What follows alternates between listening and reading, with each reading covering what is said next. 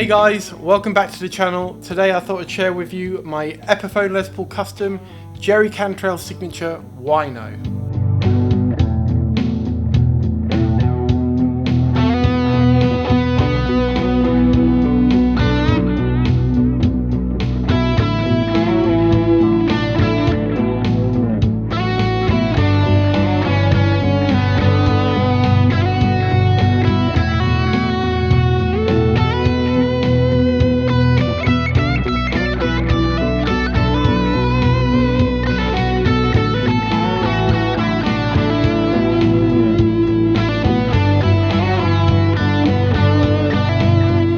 So yeah, this is my Jerry Cantrell signature model Les Paul Custom, and you know, spoiler, I really love it. I have had this guitar for about a year now.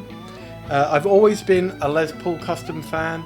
I had a Gibson back in the day. I still, you know, kick myself for letting that one go. Even as far back as I can remember in my guitar playing career, if I can call it that. I had a Epiphone Les Paul Custom in ebony, and it was one of the Korean made ones from the late 80s. It had that kind of open book headstock, a bit like Gibson but not quite the same in that it was narrower at the top. It didn't have that Epiphone headstock that everybody hated on the later models. But yeah, so you know, I'm a big fan of the Les Paul Custom, and I'm also a really big fan of wine red Les Paul Customs, albeit my old Gibson was an ebony. So when I saw this, I fell in love with it pretty much straight away, and then kind of started hankering after it and figuring out how I was going to get hold of one.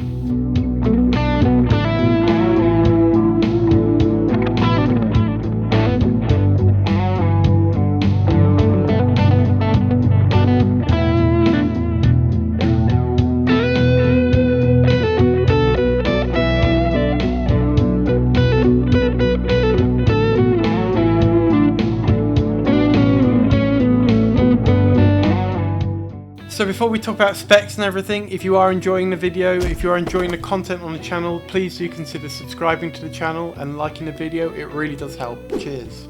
Let's have a look at the specs then. So it's got a mahogany body, mahogany neck. It's got a plain maple top. It's got ebony fingerboard, which I think is really important because, you know, the Gibsons always had ebony fretboard, apart from that, you know, brief period of time when they were using Richlite, and that was the thing that really set them apart from the Epiphones in my mind, was that, you know, the Epiphones had rosewood fretboards for a really long time and they never quite looked right, so I'm really glad that they fixed that. It's got a 12-inch radius with 22 medium jumbo frets. It's got a lock tone bridge and tailpiece, which just means that they kind of clip onto the posts and don't fall off when you're restringing and what have you. It's quite handy. Grover Rotomatic tuners, Graphtec nut. So the specs do specify the pickups being the Alnico Classic Pro in the neck and the 98T Pro in the bridge, but I have actually replaced them on this, and you know, you can probably tell that the bridge pickup is a covered pickup at the moment, and you know, this guitar normally has an uncovered pickup in the bridge. So I swapped them out for a Seymour Duncan JB in the bridge and a 59 in the neck. So yeah, it comes with CTS pots and an Epiphone hardshell case, and that hardshell case does have Jerry Cantrell's name kind of screen printed on it, which, you know, may be a great thing if you're a massive Jerry Cantrell fan. If you're less of a fan like me and you just like the guitar, then you know, that might be a bit more of a problem, but to be honest, it's not really a big deal. So my thoughts on this then. As I mentioned, I'm not a massive Jerry Cantrell fan. I'm not even that big of an Alice in Chains fan. I just really liked the wine red Les Paul Custom, and I thought they did a really good job with this guitar. So this is a really deep wine red, and if you look at some of the guitars from the 90s and the 2000s, the Gibsons that is, they're kind of a bit of a lighter wine red. So I really like the way this looks. It's particularly dark. I just think it looks awesome. It's slightly translucent, so you can still see the top for it, albeit it's a plain top. But you know, I think it really looks classy. You know, you can see the grain through the top and the back. It just looks really nice. And you know, on top of that, this is probably one of the best finished Epiphone Les Pauls I've ever seen. Now, I've had a couple over the years, as I mentioned. Most recently I had the Jared James Nichols Gold Glory. You can check my video out on that up in the cards. The finishing on that, the guitar itself was really good. I really liked it. but the finishing on that left quite a lot to be desired. I've also got the Adam Jones Silverburst signature Les Paul Custom that came out recently. I got the first version, the Vela Bees one. Again, you can check that video out up here. That one has some issues on the binding. The paint isn't finished too well in a few little places. It's not too bad, but this one, I think there's maybe one tiny blemish on it. The rest of it is perfect, honestly. I've never seen an Epiphone Les Paul finish this well. There's barely any overlap on the binding, which tends to be one of the big problems with these, is when they scrape the paint back from the binding, they don't do a particularly good job. This is just none of that. It just looks excellent from, you know, head to foot. Can't complain about it at all, to be honest. It plays really well as well. You know, the frets are nice and even. There's no choking out or anything like that. I did have to do a bit of a fret polish when I got it because they were quite scratchy. I think that's kind of standard for Chinese made guitars at this price point. You know, you kind of expect them to come from the factory a little bit like that. So, you know, one small complaint is that I think at the price point it's at, it probably could have come with some Seymour Duncan pickups from the factory. To be honest, I didn't really try the original pickups very much. I changed these out pretty quickly once I got this. I picked these up on eBay really cheap for about £99, I think they were. So that, I thought that was a really good deal for 2 gold covered Seymour Duncans. But you know, it's a small gripe and one that's fairly easily fixed or ignored if you're happy with the pickups. You know, some people love the pickups. So it does come with that Epiphone hard case as well. It's really good quality. No worries about taking it out in that. Definitely going to protect it. The only downside being that big Jerry Cantrell name plastered over the front of it. But, you know, it is a signature model after all. I've only made one small change to the guitar besides the pickups. And that is to swap out the truss rod cover for a non-signature one. So it's just a plain one. At some point I want to get a actual Les Paul custom one. But yeah, that's it really. Just a really great guitar for the money. You know, compared to the Adam Jones signature, which, you know, that is slightly more limited and it has the artwork on the back, but this was 750 quid. And I had a look today and they seem to be still selling for around that kind of money, brand new. And obviously second hand you can get them for less than that. Seen them going for as little as 500 quid. You know, I know people will argue not getting an awful lot more for that money.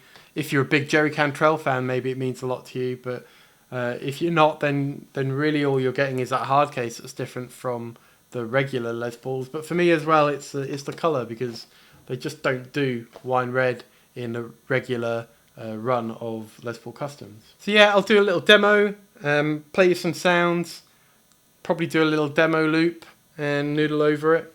But yeah. Mental cat. Let me know what you think of the guitar. Do you think it's overpriced? Do you like the wine red finish? Yeah, let me know in the comments. Cheers.